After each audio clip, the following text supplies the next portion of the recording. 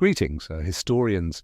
Today's tale takes us into the drunken chaos of medieval life where wine was breakfast, beer was medicine, and the floor was always somebody's bed.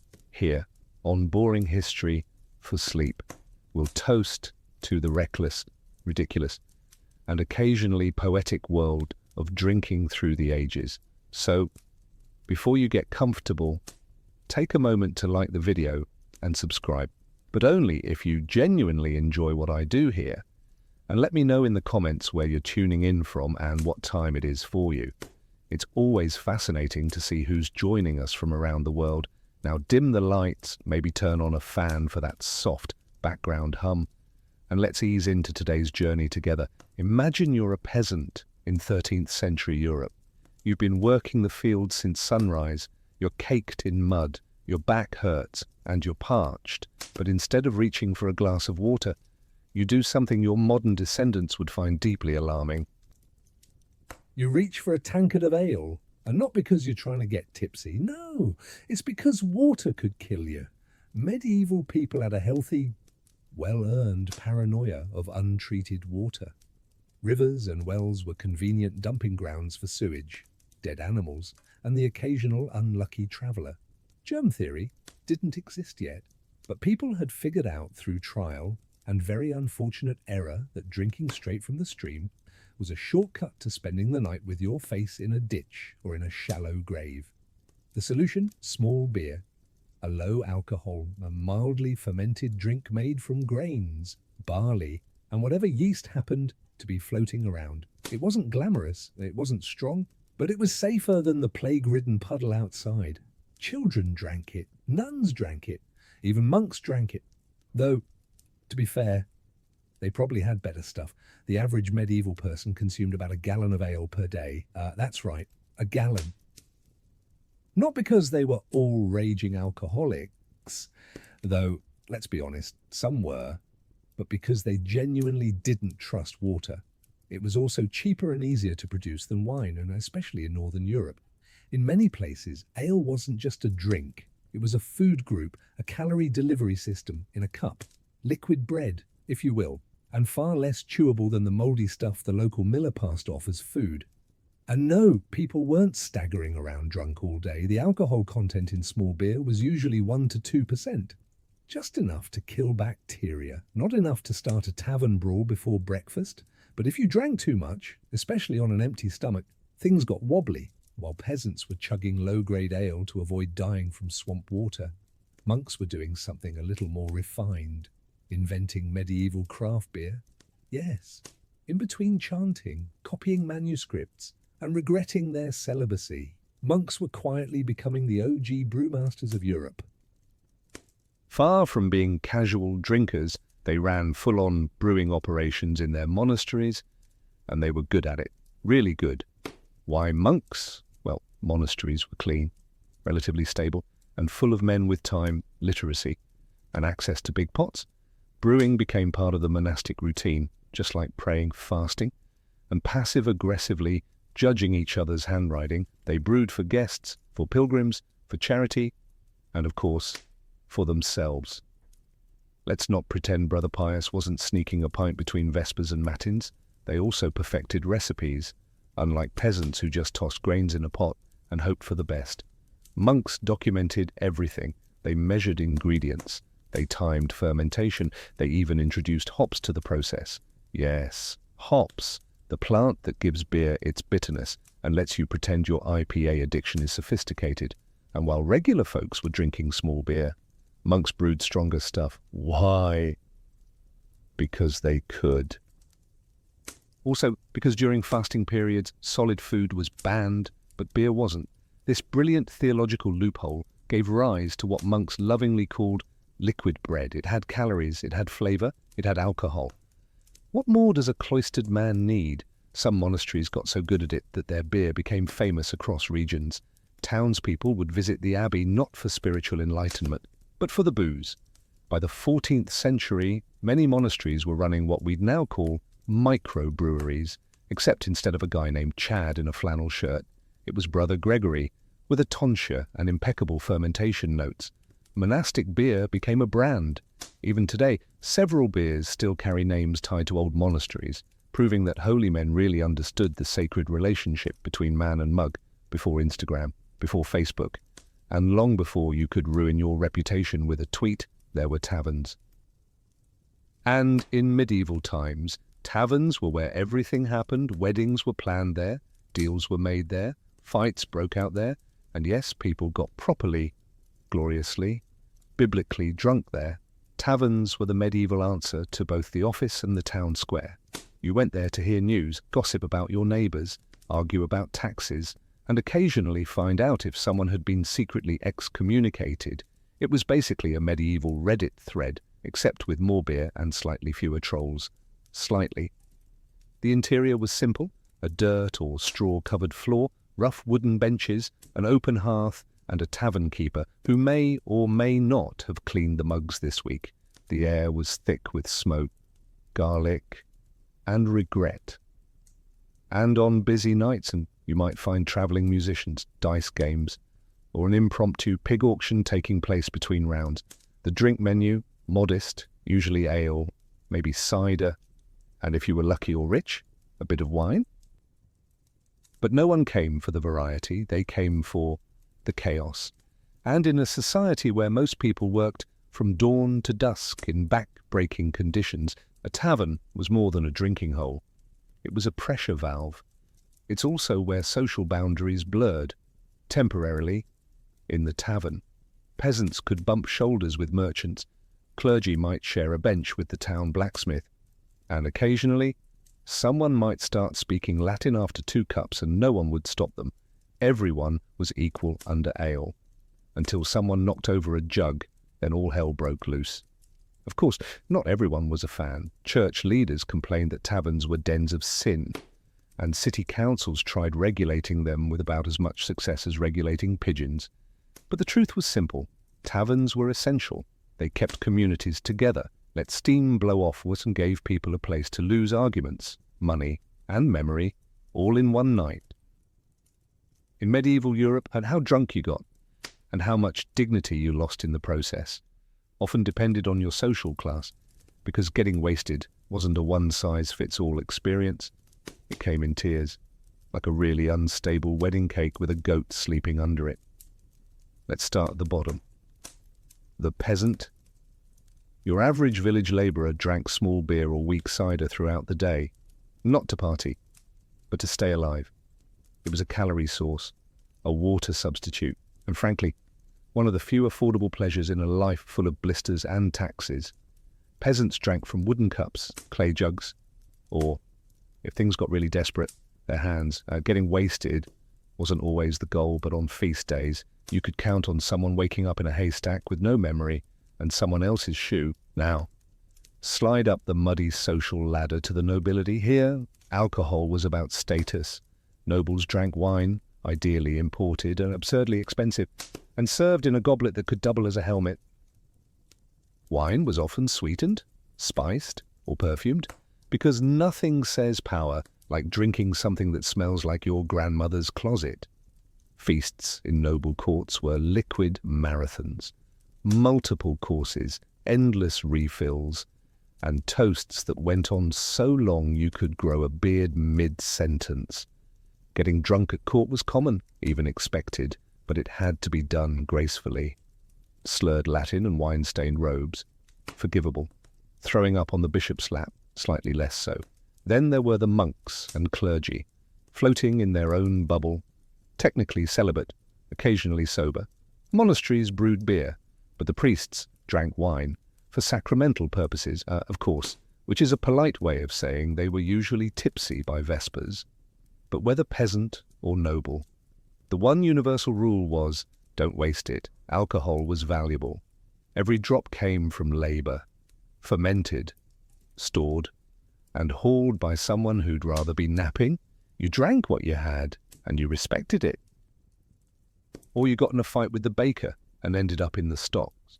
Drinking was the medieval equalizer. It dulled misery for the poor and inflated egos for the rich. Everyone got something out of it. Some got hangovers, some got legends. So you might be wondering, What exactly did medieval people drink when they wanted to unwind, or just survive another day of ploughing, plague, or papal taxes? Let's begin with ale, the true backbone of the medieval beverage lineup. It was unfiltered, uncarbonated, and often thick enough to chew, brewed from barley, oats, or whatever grain hadn't been stolen by rats that week. Ale came in multiple strengths: small beer, light, regular ale, buzzworthy, and the kind that made you see angels or start reciting poetry, sometimes both. Next was mead, the drink of choice for those who wanted to feel a bit mythological. Made from fermented honey and water, it was sweet, strong, and popular at feasts, or among people who thought regular beer just wasn't theatrical enough. If ale was the village plumber, mead was the bard with the lute and questionable eye contact. Then came wine, mostly for the rich, the monks, and anyone living in southern Europe where grapes were more plentiful than morals. But medieval wine was a far cry from your modern Merlot. It was often sour, weak, and routinely mixed with herbs, spices, or even seawater. Yeah, seawater, nothing says. I'm classy, like sipping a Cabernet that tastes like brine and regret. You also had cider and perry, fermented apple or pear drinks popular in orchard regions. Sweet, fizzy-ish, and dangerously easy to overdrink, especially if you were already 2 tankards deep into your no-work-today plan. And then things got weird. Some folks drank braggot, a medieval hybrid of beer and mead, usually strong enough to peel paint. Others enjoyed posset, a bizarre hot mixture of curdled milk and ale. Picture a foamy soup made by someone who's angry at cows. Occasionally, medicinal concoctions came into play, herb-infused wines that promised to cure everything from headaches to demons. Whether they actually cured anything is questionable. But after 3 cups, no one cared. And finally, there was ale mixed with raw egg, for the brave and the soon-to-be nauseous. Did it help with strength? Maybe. Did it smell like something you'd regret? Absolutely. If you think medieval people drank a lot during regular days, you should see them at a feast. These weren't your grandma's polite dinners. They were all-night carnivals of consumption, meat, music, merriment, and massive quantities of booze. And getting drunk wasn't just accepted. It was basically built into the seating arrangement. Feasts happened for any occasion. Weddings, holidays, the birth of a royal heir, the return of someone who hadn't died from crusading, or just because the Lord was bored and wanted to show off his new goblet shaped like a falcon. The drinking began early. Wine or strong ales was poured by the gallon, and guests were expected to participate enthusiastically. Refusing a toast could be seen as rude, suspicious, or even unpatriotic in some courts. It was practically treason. Toasts weren't just cheers, they were elaborate rituals with speeches, blessings, and the occasional passive-aggressive poem. And every toast was followed by more food, more drink, and usually more bad decisions. Nobles drank from ornate cups, gold, silver, sometimes carved horn, because even intoxication had to be a performance. Meanwhile, servants scurried around refilling mugs, clearing trenches, aka edible plates made of stale bread, and quietly judging everyone. As the evening dragged on and inhibitions vanished, the party often devolved into a blur of singing, wrestling, and long-winded storytelling no one asked for. There are medieval records of people dueling mid-feast over who told a better joke, or whose beard had more dignity. And then came the entertainers, minstrels, dancers, jugglers, or that one guy who made inappropriate shadow puppets after too much mead, all fueled by the same overflowing pitchers. If things went well, you left wobbling, full of roast goose and good cheer. If they went poorly, you woke up under the table next to a jester and a broken lute, swearing you'd never drink again. Until next week, feasts were structured chaos and alcohol. It was the social glue and the accelerant. If you thought beer pong was the peak of human civilization, allow me to introduce you to the chaotic world of medieval drinking games. Where the stakes were high, the rules were vague, and the chance of injury hovered somewhere around absolutely. Getting wasted wasn't just a side effect of medieval socializing, it was the main event, and games helped move things along. These weren't structured contests with scorecards. No, these were activities that started with laughter and ended with someone passed out in the turnip bin. One of the most common pastimes, toasting wars. 2 or more people would try to out-toast each other, not in clever words, but in sheer volume.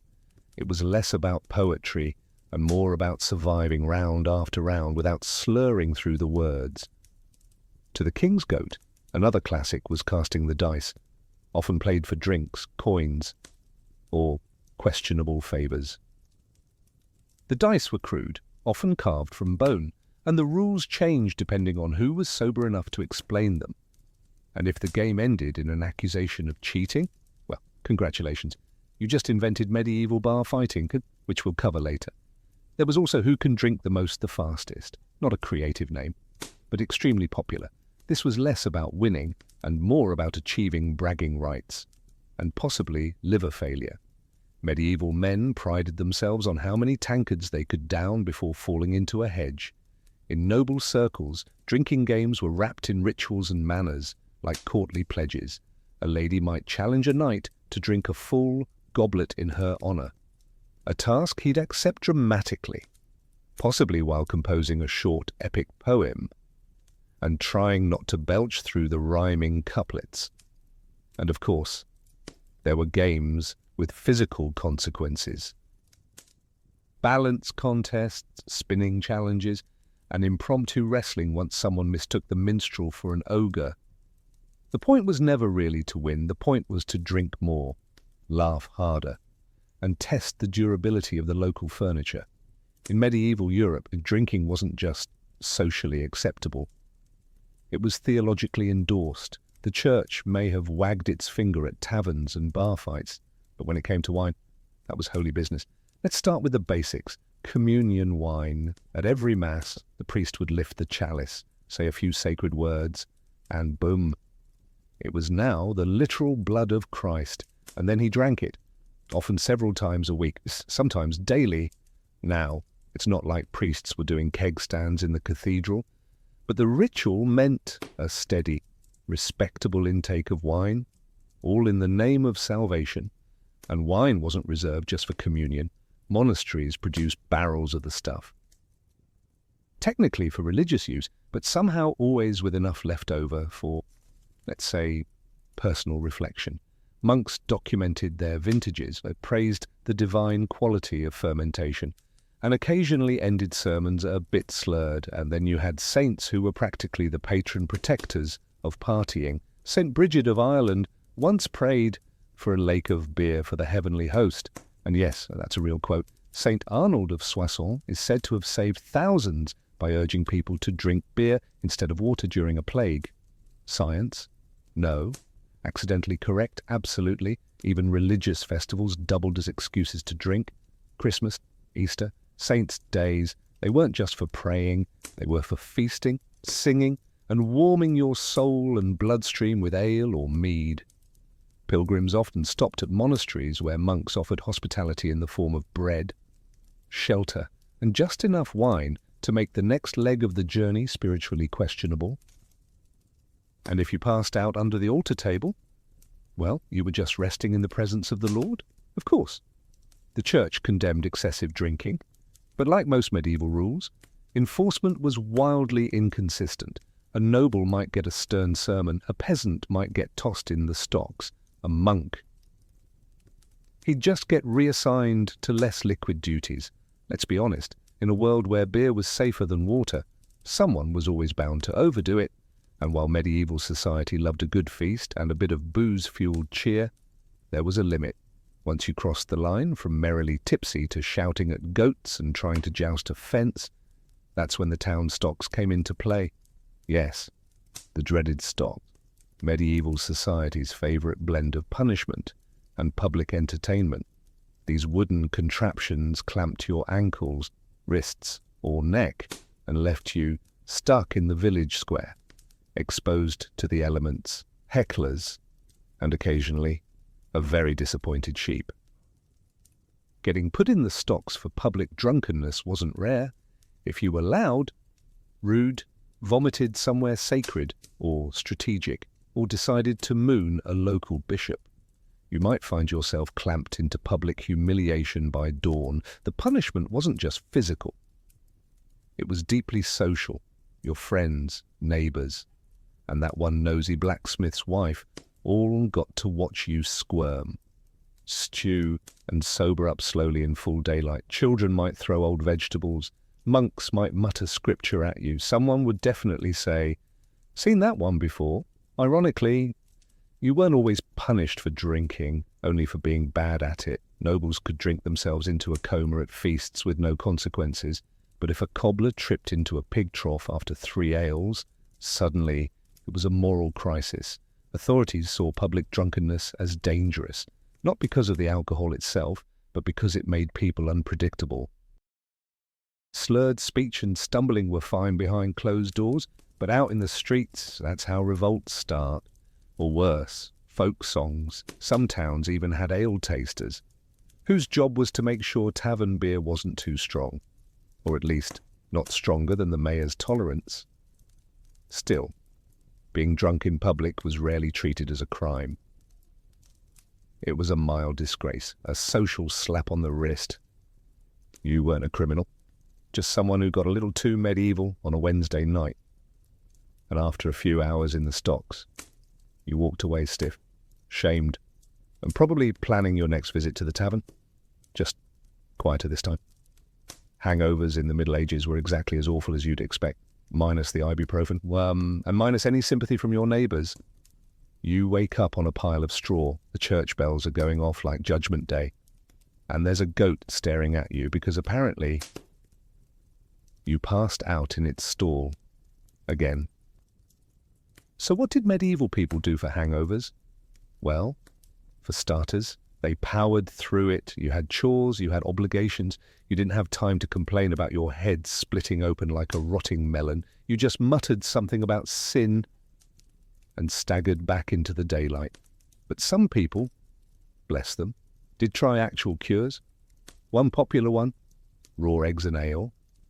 Because nothing says recovery like mixing what wrecked you with what might give you salmonella. Others swore by vinegar, or fennel tea, or infused herbs, which usually tasted like grass and sadness, if you were lucky enough to have access to a doctor. And I use that term loosely. They'd talk about imbalanced humours and probably bleed you a little. Nothing helps a hangover like blood loss. Right. Some just kept drinking, that's not a joke. Hair of the dog wasn't invented yesterday. Medieval folks figured, well, I already feel like death. Might as well top it off with a warm mug of redemption. The church, predictably, I had a different take. Hangovers weren't just your body punishing you. They were God punishing you. The prescription was repentance. And maybe fasting. Nothing cures a headache like guilt and a dry crust of bread. Honestly, most people probably didn't call it a hangover. They just called it Thursday. But make no mistake, getting wasted in medieval times had consequences. The difference is, you couldn't tweet about it. You just got up, wiped the ale crust off your face, and hoped nobody remembered what you did with that loot. At some point in history, someone invented alcohol, and about 5 minutes later, someone else got punched in the face with a mug. Welcome to the chaotic world of medieval bar fights, where your honour, your drink, and your questionable singing voice could all get you into trouble. Taverns were not quiet places. They were loud, smoky, smelly, and usually packed to the rafters with people who'd spent all day digging trenches, shoeing horses, or arguing with their landlord, and were now 3 ales deep and feeling bold. Arguments started over just about anything. Spilled drinks, unpaid debts, dice games gone wrong, who had the better beard, who insulted whose ox. And occasionally, because someone thought the other guy looked too French. That was an actual insult in certain towns. Weapons weren't supposed to be brought into taverns, but let's be honest, this rule was as effective as modern no-smoking signs in 1990s bars. Daggers, clubs, even walking sticks could turn into weapons if the argument got heated enough. And if you didn't have a weapon, no problem, tankards were heavy. And so were wooden stools. Tavern brawls ranged from quick shoving matches to full-blown furniture-destroying chaos. Sometimes the tavern keeper stepped in. Sometimes they just watched from a distance, arms crossed, calculating how many tables they'd need to fix in the morning. Local authorities usually didn't care unless someone died, or unless someone important got bruised. If it was just two peasants swinging wildly in the corner, while a lute player kept strumming in denial. It was basically a Friday night. But if a noble or a visiting merchant got involved, suddenly the law showed up and stocks were prepared. Or worse, you were fined a month's wages and banned from the tavern, which was basically medieval exile. Despite the risks, fighting was part of tavern culture. You went in for a drink and a laugh. Sometimes you got both. Sometimes you got a black eye and a story you weren't allowed to tell around your grandmother. Medieval drinking wasn't just a man's game. In fact, if you walked into a tavern or bought ale from the corner stall, there was a good chance a woman had brewed it, sold it, and maybe poured it on your head if you got mouthy. Enter the alewife, one of the most common and underappreciated figures in medieval booze culture. Alewives weren't just women who brewed beer. They were the primary brewers for centuries. Brewing was considered domestic work, like baking or churning butter. Except it could get you tipsy and occasionally cursed out by hungover blacksmiths. These women brewed small batches of ale at home and then sold it out of jugs, windows, or tiny stalls called tippling houses. Some operated out of their kitchens, others ran full-on public ale houses, and yes, they could get in trouble, especially if their ale was too strong, too weak, or mysteriously made people hallucinate and fight chickens. Alewives were expected to follow local brewing laws, which changed depending on the town, the year, or the mood of the inspector. Prices were fixed by law, which meant if an alewife overcharged or watered down her product, she could be fined, publicly shamed, or forced to wear a paper hat declaring bad brewer. Yes, really. Then there were tavern maids who worked inside the ale houses, pouring drinks, scrubbing tables, and trying not to get groped by guys named Oswald with 3 teeth and too much mead in his system. These women had to be tough, fast, and fluent in insults. Some were just trying to earn a wage. Others flirted their way to better tips. A few married rich drunks and retired early. The medieval dream. But women weren't just behind the bar. They drank too, especially at festivals, weddings, or after dealing with 8 children and a cow that refused to cooperate.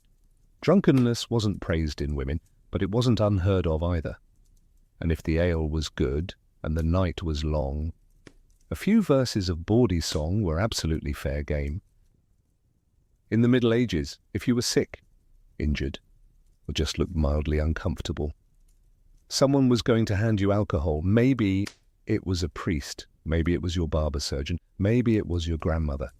But rest assured, the medieval solution to almost anything was have a drink. And to be fair, it sometimes helped, not because alcohol cured anything, but because when you're dizzy, feverish, or bleeding from a jousting mishap, a few cups of wine can take the edge off. Welcome to medieval medicine, where alcohol was painkiller, antiseptic, sedative, and occasionally breakfast. Doctors, and again, that term's doing a lot of heavy lifting, routinely prescribed wine and ale. If you had a cold, warm wine, a headache, wine with mint, digestive issues, mead, mixed with herbs, served in what was essentially a hollowed-out medieval mug and a prayer. Even monks brewed herbal liqueurs for healing purposes. These were strong, sweet, syrupy concoctions flavoured with wormwood, sage, or whatever looked vaguely medicinal in the garden. Today we'd call that digestive. Back then they called it medicine, and just hoped you didn't die. One particularly bold remedy involved soaking herbs in brandy, then drinking it to cleanse the humours. Whether it cleansed anything other than your self-respect is debatable, but you did stop complaining, either from numbness or unconsciousness. In battlefield medicine, an alcohol had a real purpose. It cleaned wounds, or more accurately, It stung like hell and distracted you from the guy sawing off your leg with something that used to be a farming tool. Sometimes they gave the patient a strong drink before the amputation. Sometimes they were the patient and just passed around the bottle. But medieval people didn't just use alcohol for injuries. It was prescribed for melancholy, plague symptoms, childbirth recovery, and spiritual despair. If you were breathing, there was probably a bottle involved. Did it work? Occasionally. Did it make things worse? Also occasionally. But hey, in an age where bloodletting was considered science and leeches were practically co-workers, alcohol was at least pleasantly wrong. If there's one thing governments have always been good at, it's noticing when people are having fun and figuring out how to tax it. And in medieval Europe, alcohol was no exception. Drinking wasn't just a pastime. It was an economic engine. Brewing, selling, and serving alcohol created jobs, generated revenue, and gave local authorities yet another excuse to write unnecessarily dramatic laws. Some towns even had ale conners, official taste testers who checked whether the beer was good, legal, and appropriately frothy. Not a bad gig. Assuming you didn't mind gout, taverns needed licenses to operate, though what counted as a license varied wildly in some places. It was a stamped document. In others, it was just a verbal agreement with the local bailiff and a sack of onions as collateral. But if you served ale without permission, you could be fined, shamed, or shut down faster than a poorly played lute solo. Prices were also regulated, that's right, price caps on beer. Authorities posted ale prices on wooden boards, and alewives or tavern keepers who charged too much were punished. In theory. In practice. If your ale was strong and your cousin worked at the mayor's office, things got flexible. And then came the taxes. Ale taxes, wine taxes, malt taxes. In some places, there were even drinking vessel taxes. Imagine getting fined for using a cup that was too fancy. Welcome to medieval capitalism. Monasteries and nobles often had tax exemptions, of course, because nothing says divinely inspired like not paying duties on your barrels of mead. Meanwhile, the peasants were stuck paying levies on every batch they brewed for family gatherings, even if it tasted like watery sadness. But these regulations didn't stop people from drinking, they just made them more creative. Some taverns operated unofficially, some brewers sold off the record, and others simply bribed the right people and hoped no one checked the ledgers too closely. The result? A booming, slightly illegal, ale-soaked economy built on loopholes, gossip, and the unshakable human desire to have a pint at the end of a long day. In short, medieval booze wasn't just social, it was business, and business was booming. By the end of the medieval period, the way people drank and what they drank started to shift, slowly, subtly, and with far fewer pigs in taverns. One major change came with the rise of stronger alcohol. Distillation, that magical process that turns wine into something that could clean wounds and erase memories, became more refined in the late Middle Ages.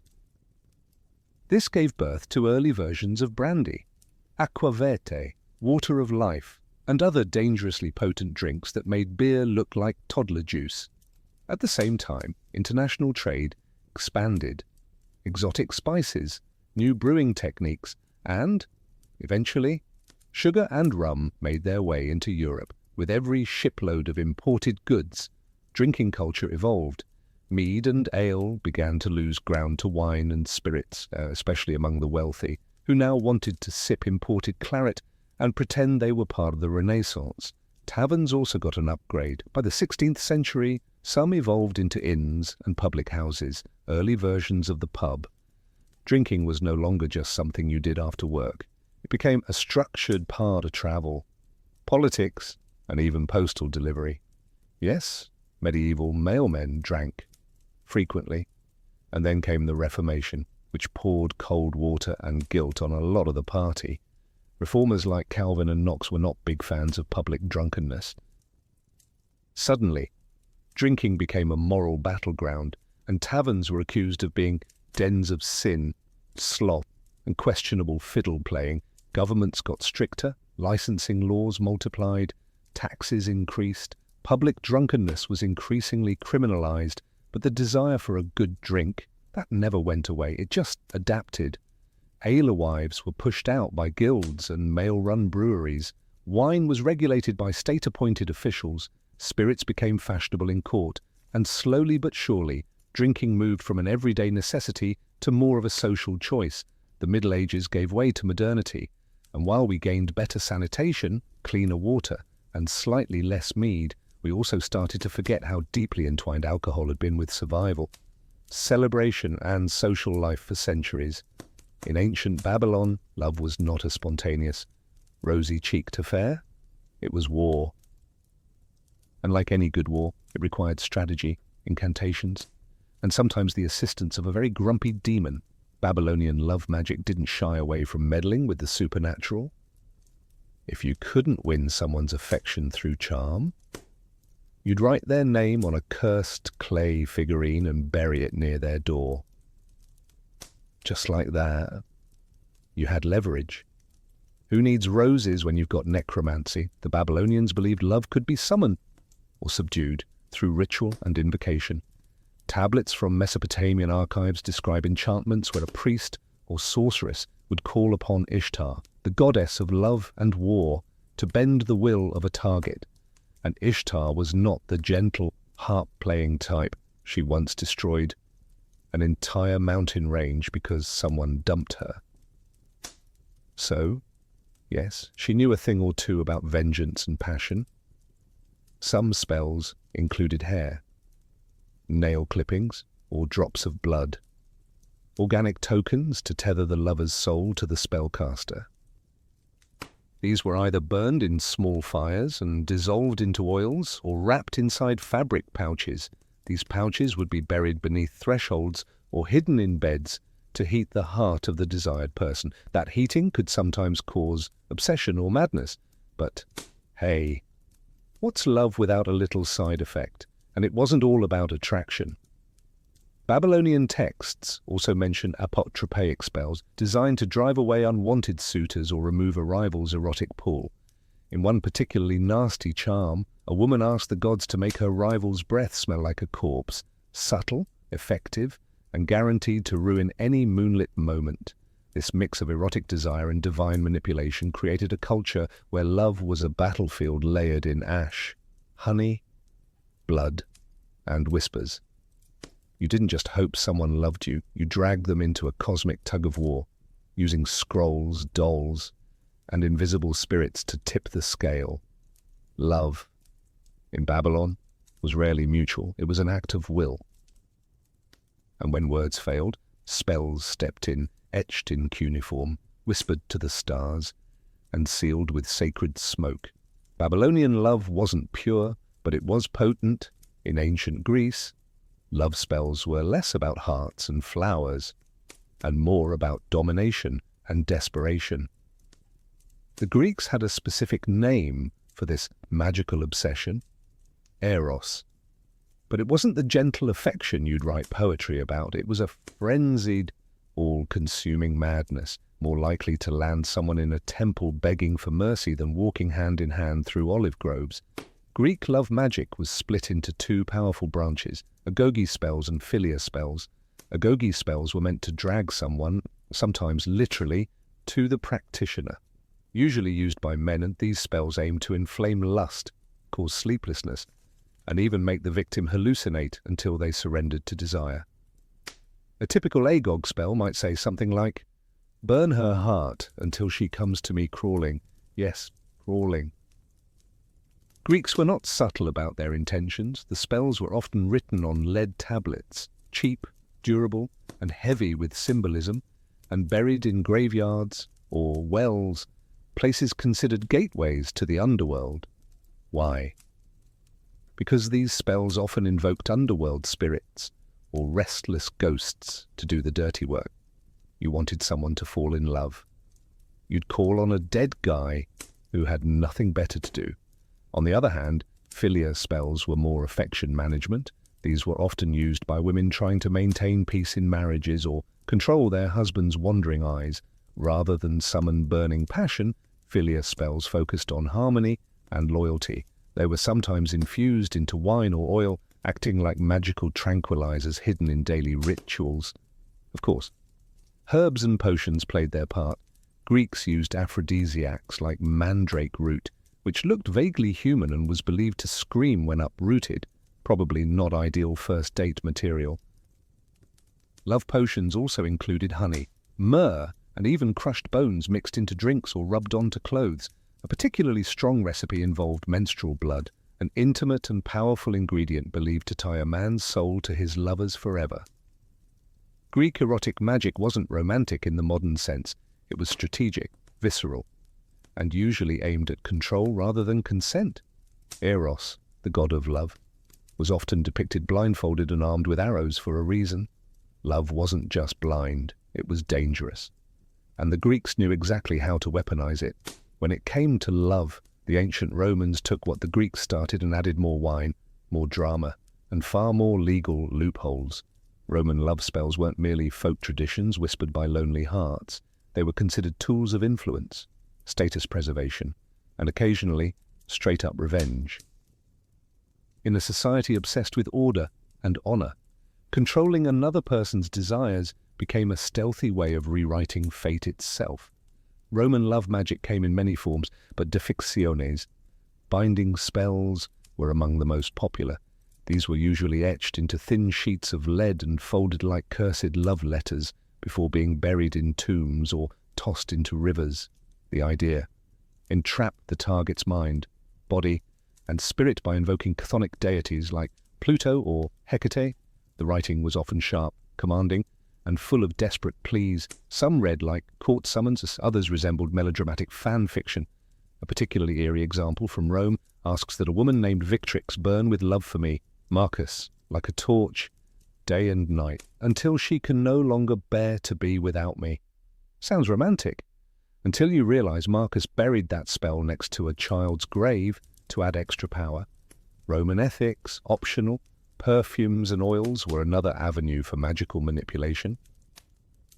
Women would anoint themselves, or their intended lovers, with concoctions laced with herbs like vervain, mint, or even belladonna, which could sedate or stimulate depending on the dosage. A sweet-smelling woman might not just be trying to impress. She could have been dosing her toga-wearing crush with a micro-love spell in liquid form. One particularly scandalous Roman tactic was the so-called Venus wine, a potent love potion allegedly containing animal parts, exotic herbs, some bodily fluids. Slaves and courtesans were rumored to slip it into their masters' goblets to tilt the power balance. If the potion didn't work, at least the hangover might spark some vulnerability. Roman law, interestingly, did acknowledge love magic, but not as a crime of passion. Instead, it was lumped into sorcery and considered a public threat if it disrupted property rights or inheritance. Love was all fun and games until someone cursed a senator into celibacy. For the Romans, love was political, magical, and occasionally toxic, just the way they liked it. In ancient Egypt, love was sacred, mystical, and dangerous in the hands of the wrong priest. Egyptian love spells combined religious devotion, poetic metaphor, and, when needed, ruthless manipulation. These weren't the ramblings of a heartbroken teen. They were carefully composed rites, often recorded on papyrus and backed by the authority of deities like Hathor, Isis, and Bez. If your heart was broken in Egypt, you didn't cry, you conjured. Egyptians believed love could be stirred like a potion or unlocked like a tomb, and their magic reflected this. A common technique was the dream spell, in which the spellcaster summoned a god or demon to appear in the dream of the desired person. The spell would whisper, "You long for her, like the desert longs for rain." Elegant? Yes. Manipulative? Absolutely. One recovered papyrus from the Ptolemaic period describes a spell where the target's heart is likened to a captive bird, fluttering endlessly unless reunited with the one who cast the charm. These texts were often written in red ink, considered magically potent, and sometimes included miniature drawings of bound figures or symbolic birds with clipped wings, a visual cue, just in case the gods needed reminding. But it wasn't all about metaphor. Physical objects had power too. Wax figurines were used to represent both the spellcaster and the target. These dolls were anointed with perfumes, pierced with needles, or placed in jars with inscribed love formulas.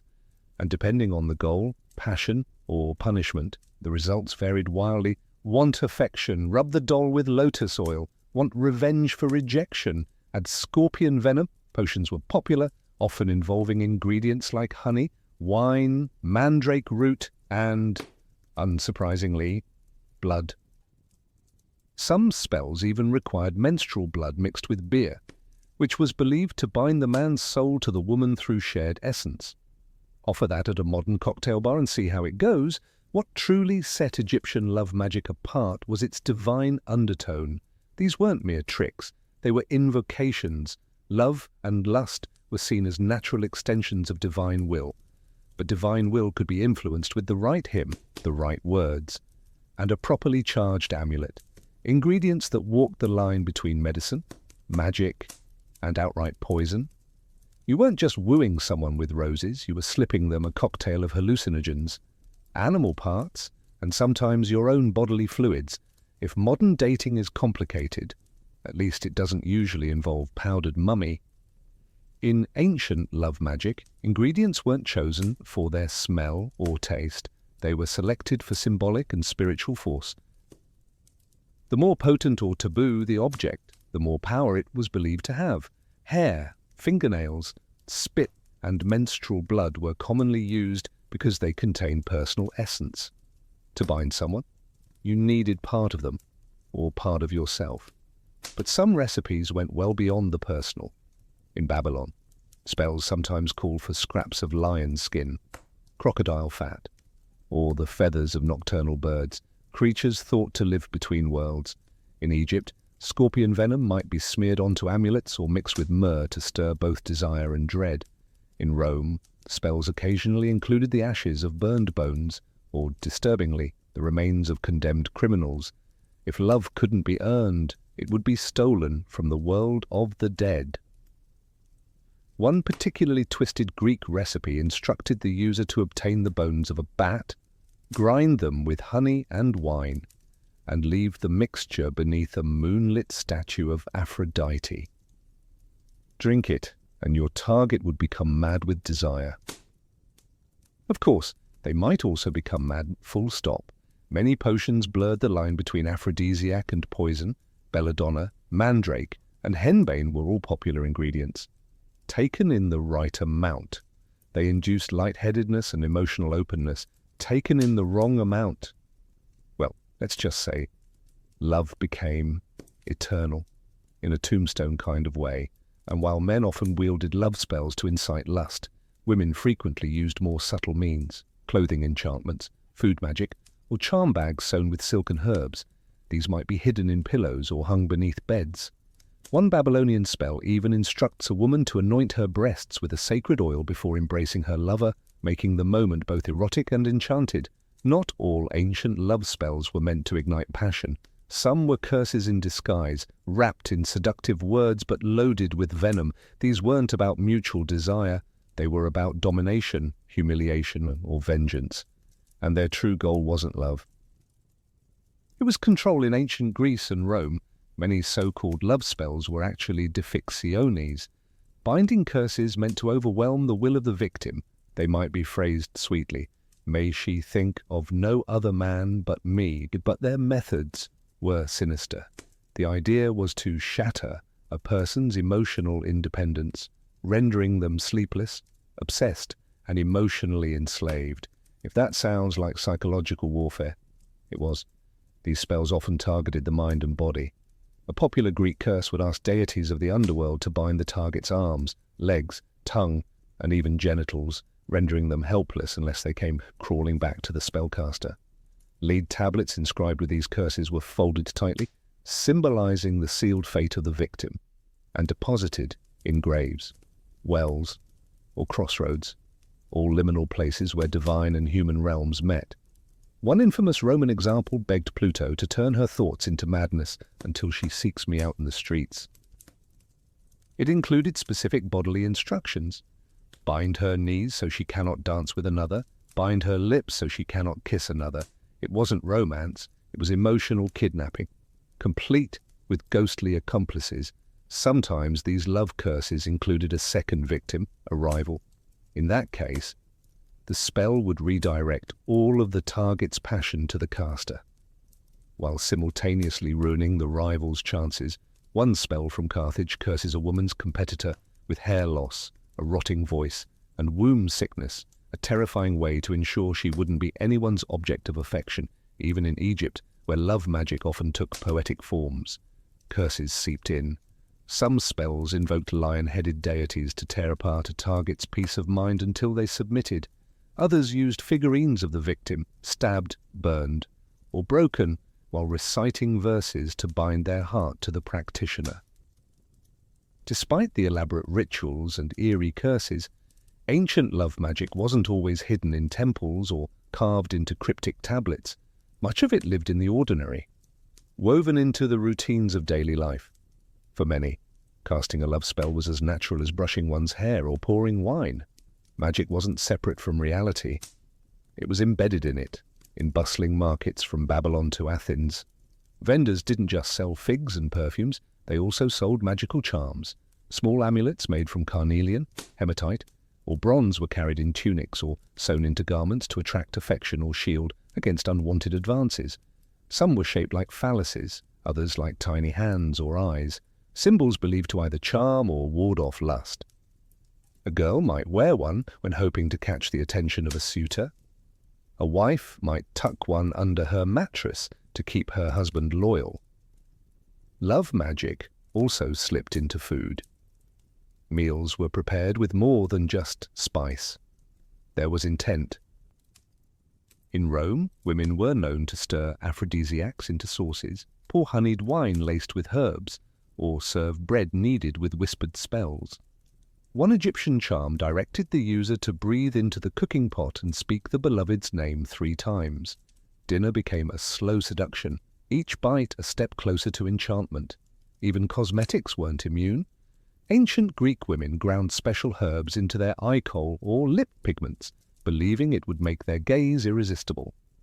A spell from the Hellenistic period instructed a woman to recite lines from a hymn to Aphrodite while applying rouge, transforming her daily beautifying routine into a sacred act of attraction.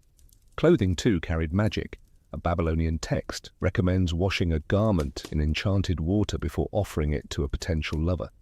In doing so, the shirt itself became a charm, and if that lover wore it, the spell was said to tighten like a net. These everyday spells weren't always grand or theatrical. They were subtle, intimate, performed in kitchens, bedrooms and bathhouses. To the ancients, love magic wasn't reserved for desperate sorcerers or vengeful aristocrats. It was for everyone.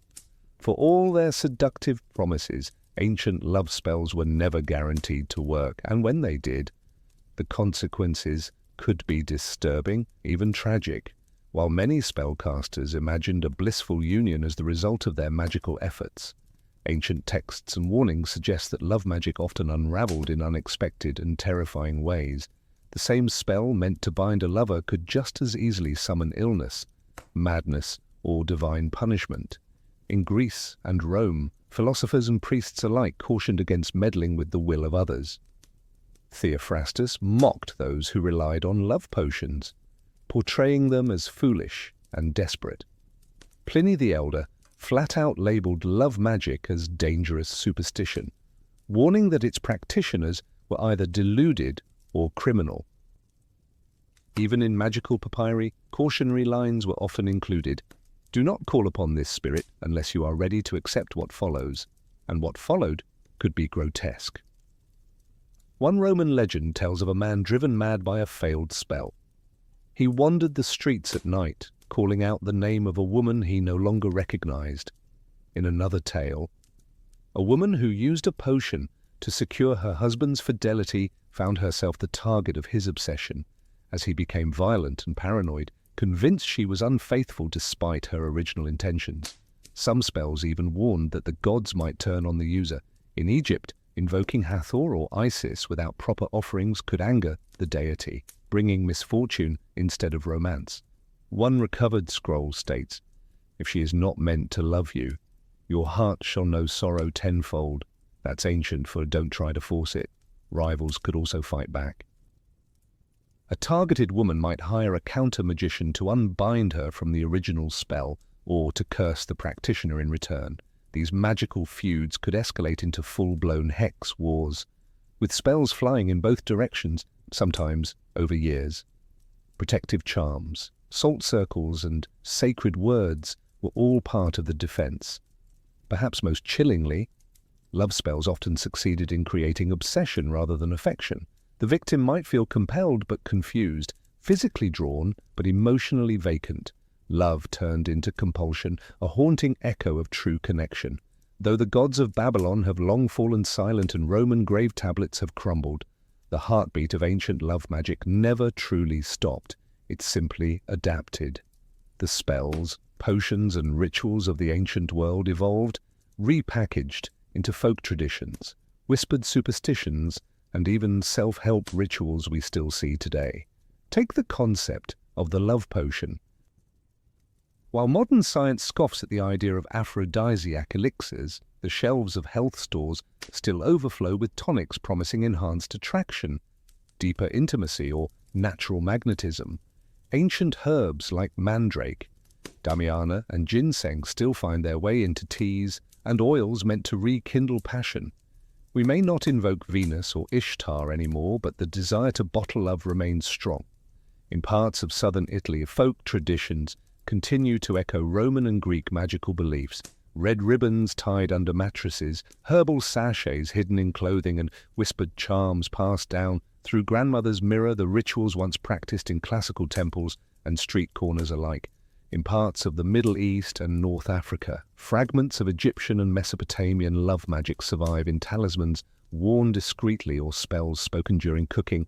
Even in pop culture, ancient love magic lives on. Films. Books and songs often portray the enchanted lover. Whether it's a vampire compelled by a blood bond or a potion slipping into a wine glass at just the right moment, the trope of the love spell gone wrong remains a favorite storyline, reflecting ancient warnings that passion conjured by force may unravel into chaos. More curiously, modern psychology has uncovered parallels between old spells and techniques used to increase attraction, mirroring body language, using scent to trigger emotional memory, or timing confessions to maximize emotional impact. Were those ancient spellcasters simply using proto-psychological hacks cloaked in divine language and ritual drama? Today, love spells are still sold online, though now dressed in pastel branding and witchy aesthetics.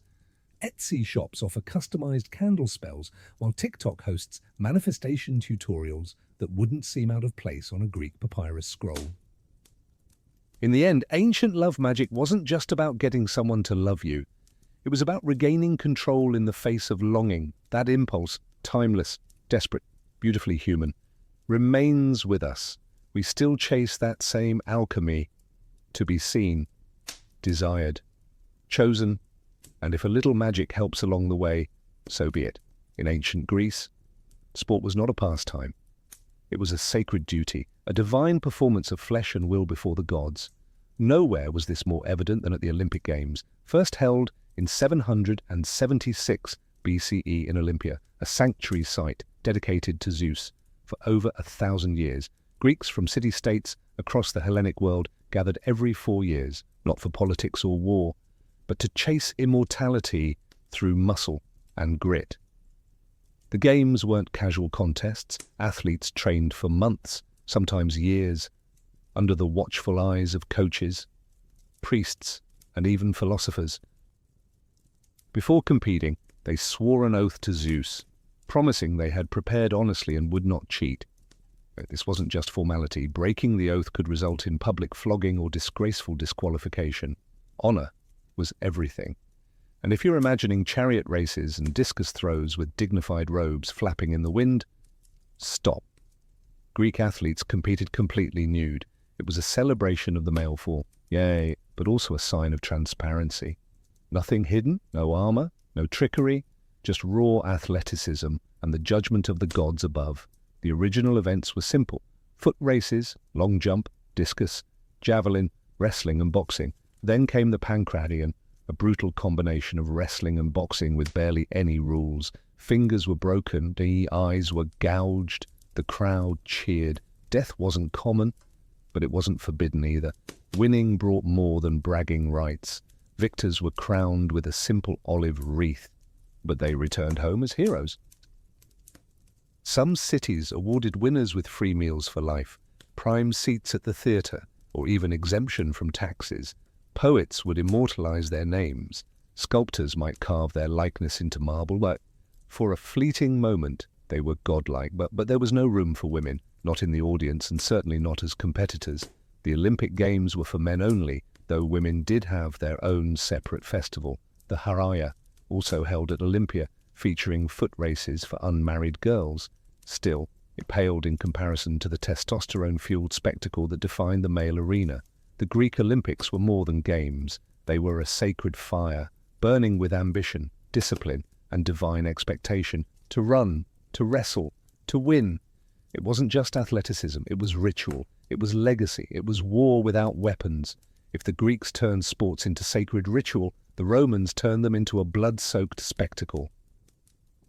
In the Roman Empire, athletics meant violence, and no event embodied this more than the gladiatorial games. These weren't polite matches in tunics, they were brutal performances of life and death, designed to thrill the masses, honor the dead, and remind everyone who held the power. Gladiators were typically slaves, prisoners of war, or condemned criminals. But despite their low status, they became household names. Some, like Spartacus, rose to legendary fame, admired even as they were paraded into combat for the crowd's delight. Trained in special schools called ludi, these men, and occasionally women, were taught to fight with discipline, precision, and flair. The more theatrical, the better. Bleeding was part of the entertainment. The most famous arena was, of course, the Colosseum in Rome. An engineering marvel that could hold up to 50,000 spectators. Events were free, paid for by emperors and politicians eager to win public favor. Bread and circuses, they called it. Keep the people fed and entertained, and they won't ask too many questions about corruption or conquest. Combat styles varied. Some gladiators fought with swords and shields and secutores, others with nets and tridents, retiarii. Each type had its own strengths, weaknesses, and costume, carefully curated to keep matchups unpredictable and exciting. The games also included moxie battles, wild animal hunts, and public executions. It was athleticism meets theatre meets horror. But not every fight ended in death. Contrary to popular belief, most matches ended when one fighter conceded. Killing a well-trained gladiator was bad for business. These fighters were investments. Only the editor, the person sponsoring the games, could decide if a loser lived or died. And yes, the infamous thumbs up or down gesture, probably a myth. Ancient sources are ambiguous, so let's chalk that up to Hollywood flair. Despite their blood-stained purpose, some gladiators achieved celebrity status. They received gifts, fan letters, yes. Ancient graffiti has been found praising their beautiful thighs, and sometimes even freedom. Retired gladiators could become trainers, bodyguards, or minor celebrities, long before football, baseball, or basketball. The peoples of Mesoamerica played a game that was part sport, part religious drama, and part cosmic allegory, known today as the Mesoamerican ball game, or by its Nahuatl name, Olamalistli. This was no weekend leisure activity. It was a sacred rite, a political tool, and occasionally a death sentence, played by the Olmecs, Maya, and Aztecs. The game involved a heavy rubber ball, sometimes weighing as much as 4 kilograms, that players had to keep in motion using only their hips, elbows, knees, or thighs. No hands allowed. The goal varied by region and era, but in many cases it involved hitting the ball through a vertical stone ring mounted high on the court wall. Considering the size of the ball and the limited body parts allowed, scoring a point was nothing short of miraculous. The courts, known as tlachtli, or pok-topok arena, were shaped like a capital 1, with sloping side and often surrounded by carvings depicting gods, warriors, and scenes of sacrifice. These weren't your average playgrounds. They were stages where the divine and human collided, and it wasn't just about winning or losing. The ball game was deeply symbolic. It represented the eternal battle between life and death, day and night, the gods and the underworld. In some versions of the myth, the game was reenacting the journey of the hero twins from the Maya Popol Vuh, who descended into the underworld and played against death itself, the most controversial element, ritual sacrifice. Contrary to popular myth, not all games ended in death, but many important matches, especially those tied to religious festivals, did. The sacrificed weren't always the losers either. In some elite context, the captain of the winning team was offered as a noble tribute to the gods, ascending, in theory, to divine favor through death. Others argue it was the losers who paid the price. A public display of cosmic justice. What's undeniable is the cultural weight of the game. It wasn't mere entertainment, it was theology in motion.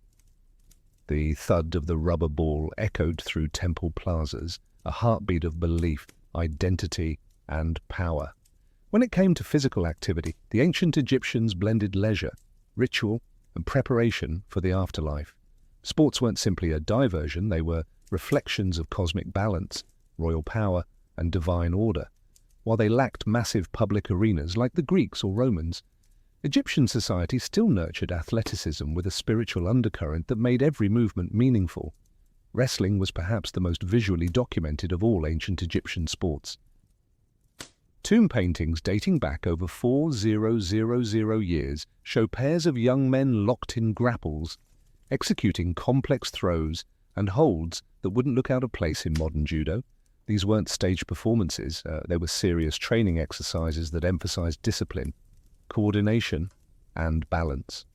Wrestling was often used to train soldiers and elite guards, but it also had ritual significance, symbolizing the eternal struggle between order, mahat, and chaos. Archery was another vital sport, especially for the pharaohs. Depictions of rulers firing arrows from chariots, sometimes while the vehicle was in motion, were not just records of skill, but political propaganda. A strong pharaoh was a divinely approved one, and mastery of the bow was proof of divine favor and martial readiness. During festivals, kings would sometimes demonstrate their prowess by shooting arrows through copper rings surrounded by cheering priests and nobles. Rowing competitions also held a place in ancient Egyptian life, especially along the Nile.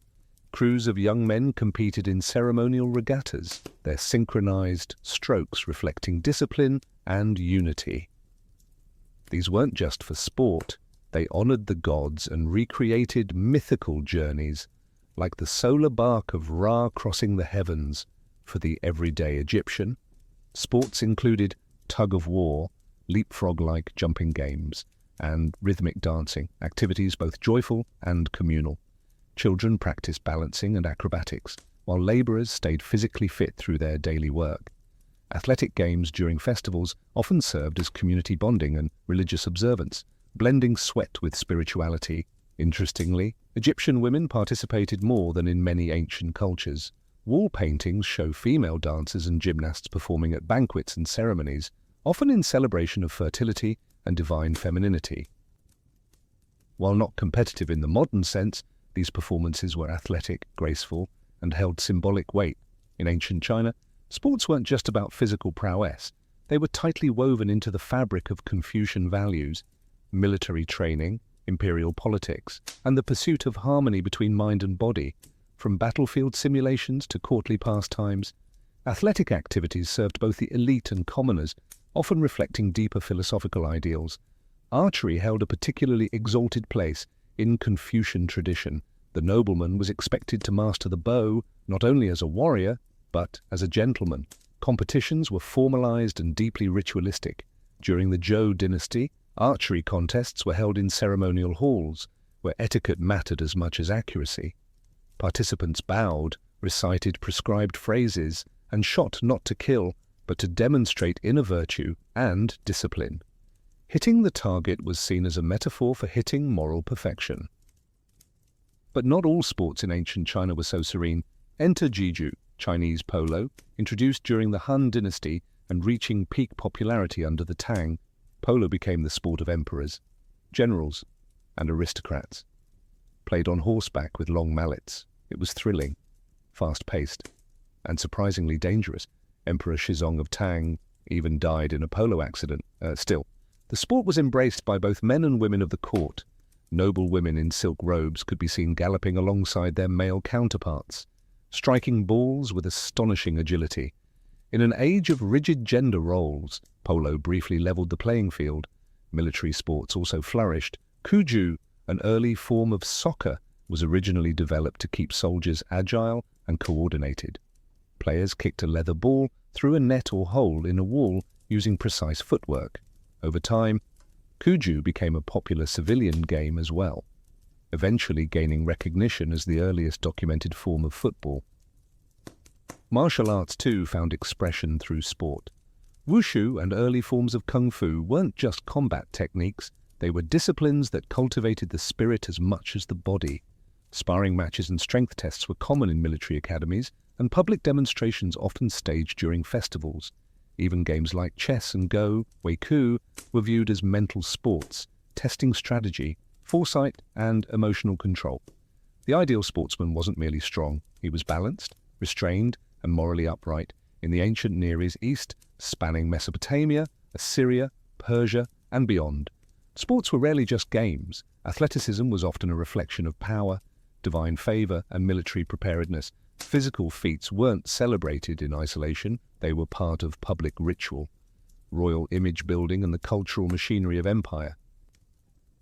In Mesopotamia, the earliest known urban civilizations developed a range of physical activities, though they didn't formalize sport quite like the Greeks. Wrestling, for example, features prominently in Sumerian art and literature. The Epic of Gilgamesh describes the hero wrestling the wild man Enkidu in a contest so fierce that it shakes the very foundations of the city, only for the two to end up as lifelong companions. Wrestling wasn't just for sport, it symbolized raw strength, dominance, and respect among equals. Kings were expected to be physically formidable. Assyrian and Babylonian rulers often commissioned reliefs, showing themselves hunting lions or engaging in military drills. These weren't staged for mere vanity. They were political statements. Killing a lion by hand wasn't just a show of courage. It declared that the king could tame chaos and uphold order. That lion hunt, it was state-sponsored propaganda in muscular form. The Persians under the Achaemenid Empire developed one of the earliest formalized military training programs that blended athletics with ethics. Young boys were taught to ride a horse, draw a bow, and speak the truth, a triad that fused sport. Warfare and moral education, archery and horse riding were both vital, not just for battle readiness, but as symbols of elite status. Public displays of strength also played a role in temple rituals. Festivals often included competitions like foot races, stone lifting, or even ceremonial fights, depending on the region and deity being honored. These events were watched by priests, officials, and sometimes even kings, reinforcing the idea that the body, like the city or the cosmos, needed to be strong and disciplined. One unique contribution from the Near East was the use of board games like the royal game of which, while not physically demanding, were seen as mental duels, sometimes even tools for divination. Just like with archery or wrestling, success reflected divine favor. In the ancient civilizations of South Asia, particularly the Indus Valley and early Vedic societies, physical culture was deeply interwoven with social hierarchy, spiritual training, and the pursuit of balance between body and mind.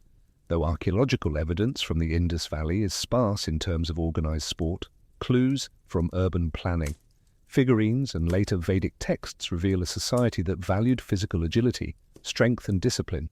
The cities of Harappa and Mohenjo-Daro featured large public baths and open courtyards that may have been used for communal gatherings, water rituals, or athletic exercises.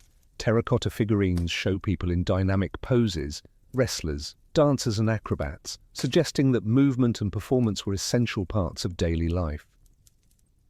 Though no Olympic-style events are documented, the environment hints at a culture where the body was trained not just for survival but for aesthetic and ritual purposes.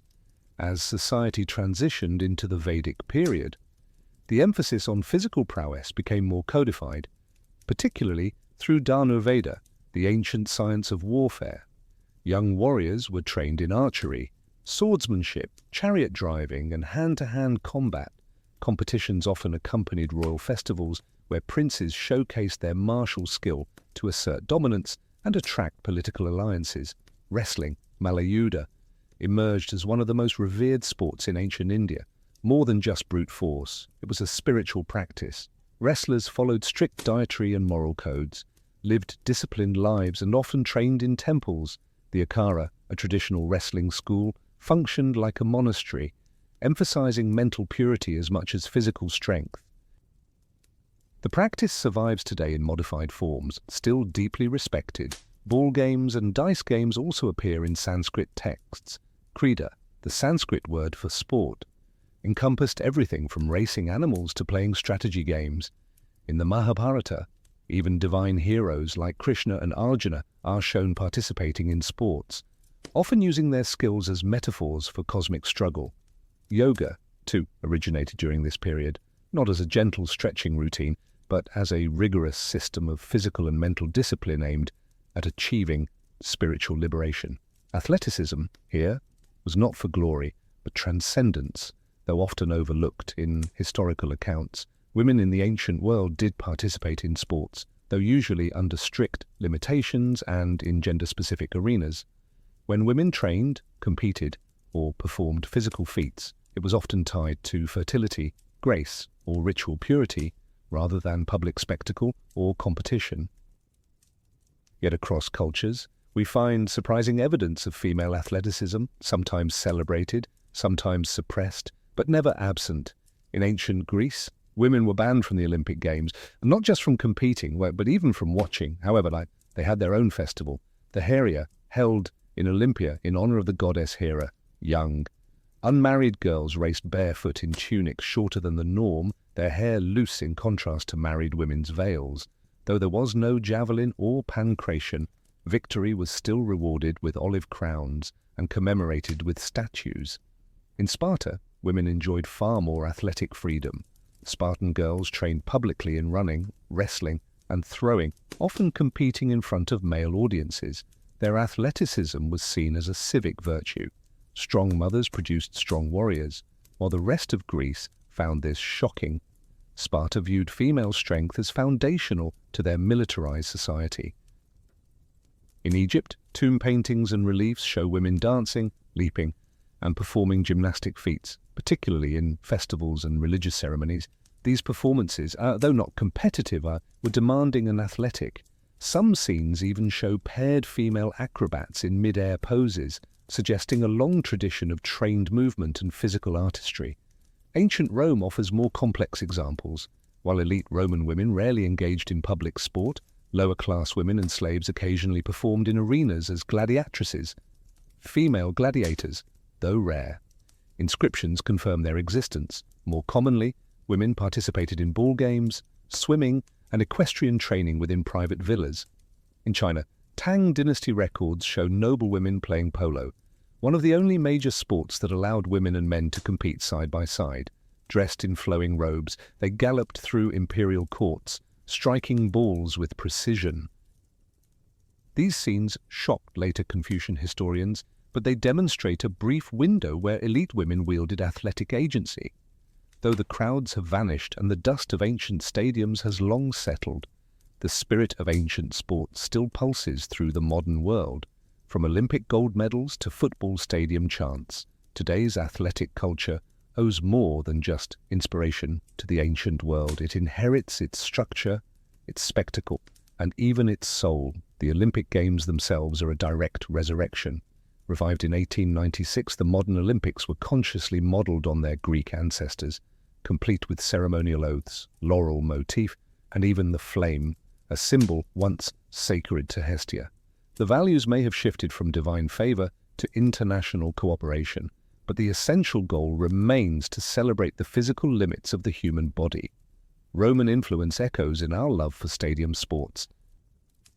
Massive arenas, structured leagues, and the theatricality of modern games, from entrance music to over-the-top commentary, mirror the gladiatorial shows of the Colosseum, even the idea of cheering sections, uniforms and sports as national identity can be traced back to the imperial pageantry of Rome.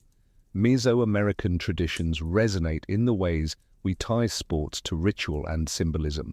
Though no modern game ends in human sacrifice, thankfully, we still speak of athletes as warriors, matches as battles, and trophies as sacred objects. Victory remains mythologized, from China's elegant archery contests to the militaristic discipline of Persian training. The idea of sport as moral education has endured. Modern martial arts continue to teach not just movement, but respect, restraint, and self-mastery. Values rooted in ancient codes.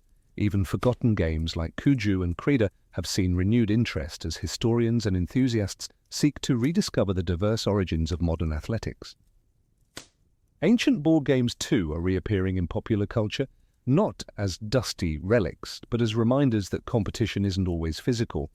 Perhaps most striking is how the ancient world framed sports as more than recreation. They were political tools, religious expressions, and acts of identity. Today, when athletes kneel, speak out, or represent entire nations, we're seeing the same tradition unfold. Sport as narrative, as power, as legacy.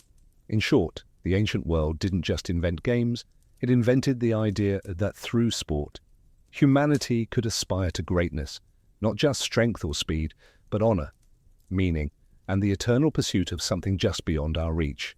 Paris, the city of light, romance, revolution, and art.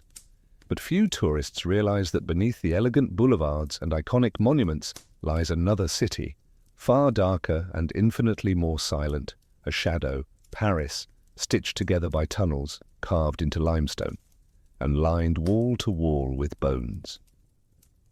This is the Catacombs, a 200-mile underworld filled with the remains of over 6 million people.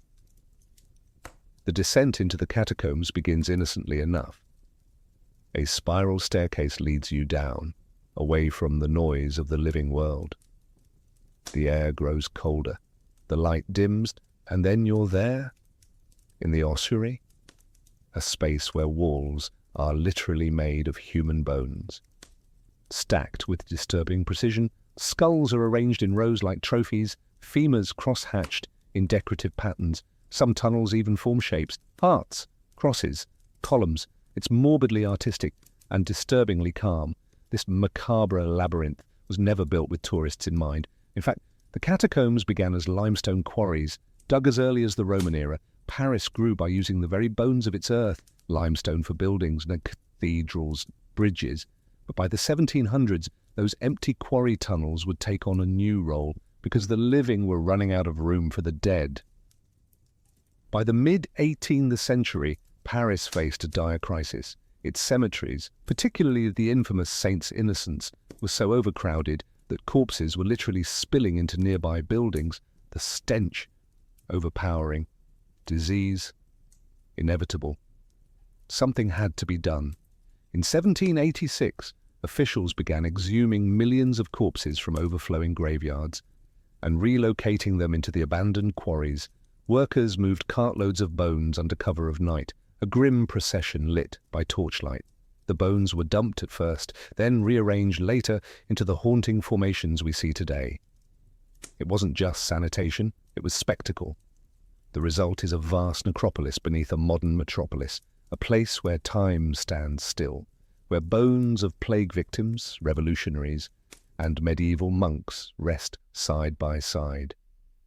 The catacombs don't just preserve the dead, they hold the memory of a city that has always teetered between beauty and decay. So while Paris above sparkles with elegance, below it sleeps silent, dark, and watching. By the mid-1700s, Paris was running out of space, not for the living, but for the dead. Cemeteries had become overburdened to the point of collapse, quite literally. The most infamous offender, the Cimetière des Innocents, located in the center of the city. It had been in use for nearly 1,000 years and had accumulated centuries of corpses, layer upon layer, in shared graves, often stacked 6 or 7 deep. As the population grew, so did the problem. By the 18th century, the Innocents and other cemeteries had become bubbling pits of decay. The smell was inescapable, seeping into homes, churches, and markets. Residents near Saints Innocents complained of unbearable stench and frequent sickness. Meat spoiled faster, water tasted strange. In some accounts, walls of nearby basements began to crack and leak human remains. It wasn't just grotesque, it was dangerous.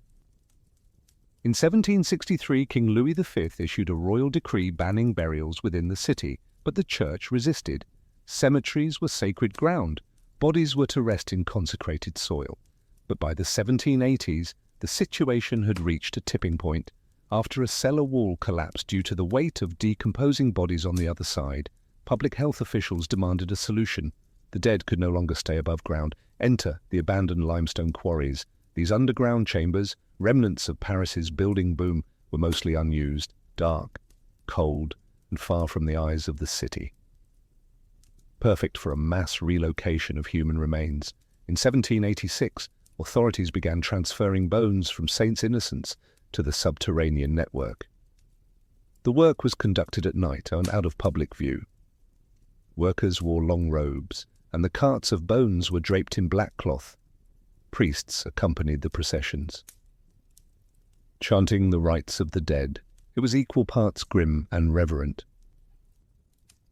The transfer of bodies continued for decades. Other cemeteries were emptied too, Saint-Étienne-de-Grès, Madeleine, and Montmartre among them. As more bones filled the tunnels, officials began arranging them into patterns, both to save space and to provide a somber sense of order. This crisis, born of too many dead and too little land, created one of the world's most chilling monuments. The catacombs weren't just a solution, and they were a reminder that even in death, the city must be managed. Step into the ossuary section of the catacombs of Paris, and it becomes instantly clear this is no random bone dump. This is architecture. A cold, meticulous symmetry crafted not from stone or brick, but from human remains. Skulls line the walls in neat rows, framed by femurs and tibias. Some sections form patterns, hearts, crosses, arches. Every structure is built not just to store bones, but to transform them into a kind of subterranean art. This transformation didn't happen by accident. It was the work of Louis-Étienne Héricard de Thury, the inspector of quarries during the early 19th century, while earlier transfers had simply involved piling bones in heaps. Héricard had a different vision.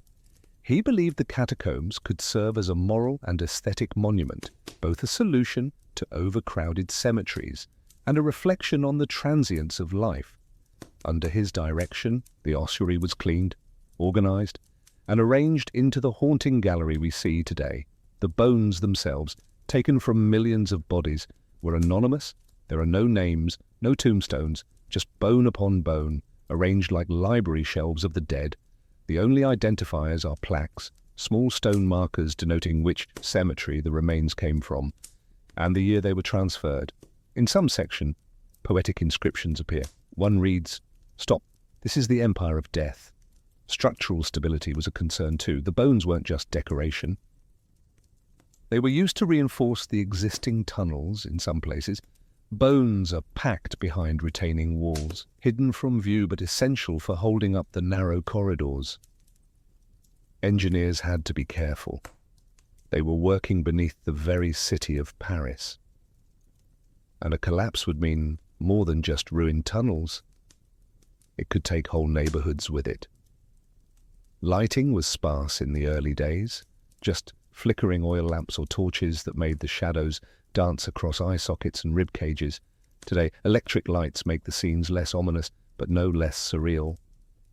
This wasn't simply an ossuary. It was an engineered underworld, a blend of functionality, respect, and macabre display, a space designed to humble the living and give silent voice to the countless dead. Here, every wall is a reminder. Architecture can be beautiful and terrifying. Walk a few steps deeper into the catacombs of Paris, and the faces blur, because there are none. 6 million bodies reduced to identical bones. No names, no epitaphs, just rows upon rows of anonymous skulls silently watching. But behind this eerie uniformity lies a haunting question. Who are they? The answer is everyone. The catacombs hold the remains of ordinary Parisians who lived and died over centuries. Bakers, servants, priests, midwives, soldiers, children, people who once crowded the city's cramped neighborhoods, who walked its muddy streets and worshipped in its cathedrals. When their graves overflowed and cemeteries began to rot, they were moved here and becoming part of this great subterranean ossuary. Some of the bones belong to victims of plagues, especially the Black Death and later cholera outbreaks. Disease killed in such numbers that cemeteries became mass graves. Others died in famines, fires, or childbirth. Some had been buried for centuries and were mostly skeletal when exhumed. Others had barely decomposed. The process of relocating them was unpleasant, grim, and unsentimental. A solution and not a ceremony, but not all the dead were commoners. The bones of French nobles, clergy, and revolutionaries also found their way here, especially as political upheaval swept the city. During the French Revolution, when guillotines turned public squares into rivers of blood, victims were often dumped in mass graves and later moved underground. Some claim the remains of key revolutionaries like Danton, Robespierre, or Camille Desmoulins were relocated to the catacombs, but no official records confirm their exact placement. Down here, titles and ranks disappear. There's also the curious case of the Val de Grace quarry section, believed to hold the bones of monks and nuns. These religious communities, once buried in convent gardens, were eventually displaced like everyone else when Paris needed more room for the dead. And then there are the children, smaller bones scattered among the stacks. No markers, no dates, just silent testimony to lives cut short. By design, the catacombs erase identity. In death, all are equal.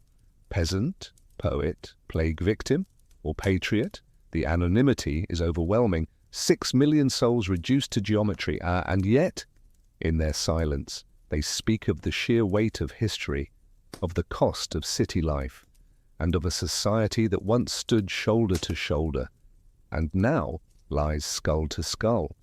While tourists shuffle through the official section of the catacombs, roughly a mile of sanitized, well-lit corridors, beneath their feet lies a forbidden world, a shadow network of uncharted tunnels, locked doors, and centuries-old pathways, crawling with graffiti, hidden chambers, and the occasional underground rave. Welcome to the domain of the cataphiles. Cataphiles are urban explorers who defy city law to access the forbidden zones of the Paris catacombs. They use hidden entrances, manholes in parks, storm drains, or basement-trapped doors. Once inside, they navigate by memory, hand-drawn maps, or intuition. There are no signs, no safety rails, and no cell service, only the sound of your own footsteps echoing through the dark. This isn't just thrill-seeking. For many cataphiles, the catacombs are a second city, a sacred space of history, rebellion, and creativity. Over decades, they've carved out rooms in the tunnels, makeshift libraries, art galleries, and even cinemas. Some host clandestine parties deep underground, generators, speakers, and candlelight illuminating a dance floor built over stacked bones. The cataphile community is tight-knit and fiercely protective. Entry is often by invitation only. Newcomers, called tourists, are often tested for respect and survival skills. The golden rule: never disturb the bones, never tag sacred sites, and never get caught, because this is all illegal. In 1955, French authorities declared all unofficial exploration of the catacombs prohibited. The risks were, and are, real. The tunnels are unstable in places, prone to collapse. Some are flooded, others are filled with tight crawl spaces and dead ends that can disorient even seasoned explorers. Over the years, there have been injuries, arrests, and even deaths. In one notorious case, a man went missing for days and was found delirious in a remote section, guided out only by search dogs.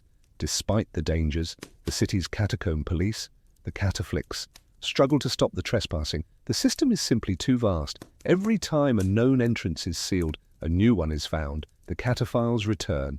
They always return. For them, the catacombs are more than bones. They are freedom, mystery, a place where Paris breathes differently, where time dissolves, and where the living walk alongside the dead, not in fear, but in reverence. Wander deep enough into the Paris catacombs, and the silence gives way, not to voices, but to symbols, messages scratched into limestone, cryptic arrows, names, faces, cryptic poetry in fading paint. This is the language of the tunnels, a tapestry of graffiti, signs, and secret codes left by generations of cataphiles, workers, soldiers, and the dead. Some of the oldest markings come from quarrymen, centuries before the catacombs became a burial site. These early miners carved dates, initials, and directional arrows into the walls to track where they'd been. Many engraved their names with pride, like time-stamped signatures in the earth. Others marked exits, stone quality, or left sketches, simple images of pickaxes, candles, even ships. These weren't just idle doodles, they were survival tools in a lightless maze. Once the catacombs became an ossuary, a new language emerged, carved plaques from the 18th and 19th centuries that label which cemetery the bones came from. Some include haunting epigrams, "Where is death? Always behind you." Others quote scripture or Latin maxims about the vanity of life and the certainty of death. But deeper in the forbidden zones, modern hands have added their own voice. Cataphile graffiti flourished in the 20th century. Some pieces are artistic masterpieces, elaborate murals painted by flashlight, entire walls transformed into glowing skeletons, mythical beasts or surreal portraits. Other markings are practical, arrows pointing toward known exits, nicknames etched into stone, or coded directions like GV, Chalic 30 mins to Montrouge. The tunnels have their own unofficial map, an oral cartography passed among cataphiles. Locations bear cryptic names. The beach, a sand-filled cavern. The cellar, the cathedral, the sandbox. Some walls are nicknamed for the images on them. The mushroom forest, the elephant room. Without this insider knowledge, getting lost isn't just possible, it's almost guaranteed. There are also marks of occupation, candle holders carved into walls, benches made of scavenged stone, rusted hinges where makeshift doors once stood. Some explorers bring stencils or ink stamps, marking their visits like underground passports. Others leave behind poems, bottle caps, or small figurines, quiet offerings to a world of eternal night. In the catacombs, language becomes legacy. Every scrawl, every arrow, every whisper in paint is part of an evolving chronicle telling us someone was here. Someone passed through, and someone wanted to be remembered. During times of war, the Paris catacombs were more than a macabre curiosity. They became a battlefield in the shadows, beneath the streets. While bombs fell and regimes shifted above, the catacombs served as shelter, hideout, and strategic weapon. For centuries, they've been a part of Paris's wartime story. Quiet, secretive, and essential. During the French Revolution, bones were still being transferred underground, but the tunnels were already becoming more than storage. As the guillotine claimed heads by day, the catacombs absorbed the mounting remains by night. Rumors swirled that revolutionaries used the tunnels to move undetected across the city, plotting in the dark. These passages weren't just for the dead, they were tactical. In World War II, the catacombs entered a new chapter of intrigue. When Nazi Germany occupied Paris in 1940, the Wehrmacht and the SS mapped sections of the catacombs for military use. In one infamous case, a bunker was constructed beneath the Lycée Montaigne, right within the tunnel system. Hidden from the Allies, it served as a command post, complete with reinforced walls, supply storage, and communication lines. But the resistance was watching. The French resistance, ever resourceful, also used the catacombs underneath enemy-controlled Paris. They navigated these tunnels with expert knowledge, staging ambushes, smuggling weapons, and conducting meetings in the echoing dark. It was a game of subterranean cat and mouse. One level below the Nazis, French fighters moved like ghosts. The cataphiles of the time, those already familiar with the unofficial sections, became invaluable. Their knowledge of hidden entrances and obscure routes turned the catacombs into a guerrilla labyrinth. Some sections still show evidence of their presence. Resistance graffiti, remains of ration cans, and even defensive structures built into the stone. Bomb shelters were carved during air raids. Ordinary citizens sometimes fled to the tunnels during Allied bombings or Nazi crackdowns. Down there, while in the stillness, families waited, bones on one side, war above, hope somewhere in between. After the war, many of these wartime sections were sealed off or forgotten, but traces remain: a rusted door, a pile of gas mask filters, a scorched wall. The catacombs held secrets long before the 20th century, but in wartime they became something more, a crucible of survival, resistance, and the quiet defiance of a city that refused to die. Where there are bones and darkness, legends follow. The Paris catacombs are no exception. Over the centuries, these tunnels have become the breeding ground for myths, ghost stories, and urban legends that blur the light of day, a line between reality and nightmare. Once a burial solution, the catacombs now host a folklore of their own, one that continues to grow with every new echo in the dark. One of the most famous tales is that of the Phantom of the Catacombs. Some say it's a long-dead quarryman who got lost and now wanders the tunnels, his footsteps heard but never seen. Others claim he's a plague victim, cursed to roam the ossuary forever, seeking his lost family among the 6 million skulls, whether ghost or metaphor. Visitors and explorers alike have reported disembodied whispers, cold gusts of air, and sudden nausea in certain sections of the tunnels, especially near older, untouched ossuaries. Then there's the legend of the camcorder tape. In the early 1990s, a group of cataphiles allegedly found a video camera deep in a restricted section. The footage, later broadcast on French television, showed a man wandering alone through the tunnels, increasingly panicked, running, spinning, lost. Eventually he drops the camera. No one knows who he was or what happened to him. The clip ends in silence, and he was never identified. The story became modern myth, the lost explorer who never found the surface again. Other stories are more surreal. There are whispered accounts of rooms filled with human bones arranged into chairs and thrones, or of underground cults using the catacombs for rituals. One sealed chamber discovered in the early 2000s had a working phone line, a fully stocked bar, and an underground cinema on the wall. A chilling message: do not try to find us. Despite skepticism, the power of the catacombs mythos is undeniable. It feeds on the natural fear of the dark, the unknown, and the sheer weight of death. The space is real, but the stories, they live in the gaps, between candlelight and shadow, between echoes and silence. Whether you believe the tales or not, one thing is certain: deep beneath Paris, fear breathes easily, and the catacombs never sleep.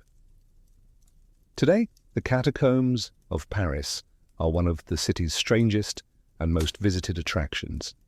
Each year, hundreds of thousands descend into this empire of death, not for funerals or rituals, but for curiosity, for selfies with skulls, for the thrill of standing among 6 million of the once living. It's a place where mortality is laid bare, yet marketed with a ticket stub and a brochure. The official ossuary, opened to the public in 1809, was originally intended to be a place of reflection, a memento mori for a city too focused on the surface. Early visitors were guided through by lantern light, sometimes accompanied by priests or scholars. Today, the lighting is brighter, the walls more secure, but the feeling remains: a quiet awe, a dread mixed with wonder. Tourism has only grown since the 19th century, Poets, philosophers and artists have long been drawn to the catacombs. Victor Hugo wandered its depths for inspiration. Salvador Dali called it beautiful, and for many, it's become a pilgrimage, not just to confront death, but to marvel at how meticulously death has been organized, stacked, and displayed. Yet the catacombs remain controversial. Critics argue that turning mass graves into tourist attractions is disrespectful, reducing human lives to decor. Others point out that few visitors realize what they're seeing. These aren't props, they're people, real individuals, once with names, faces, families, now anonymous relics of a buried past. Still, the catacombs serve a powerful purpose. They remind us of scale, the sheer number of lives lived before us. They are, quite literally, the foundation of Paris, the dead supporting the living. Bones that once carried bread, books, or revolution now hold up the city's myths and sidewalks. But strangely, the moment you climb the staircase and return to the surface, Paris feels different, louder, brighter, more alive. Because in the end, the catacombs don't glorify death, they sharpen our sense of life, its fragility, its brevity, and its beauty. Beneath Paris lies its deepest truth. Everything we build on bones, and someday, perhaps, the city will add ours to the archive.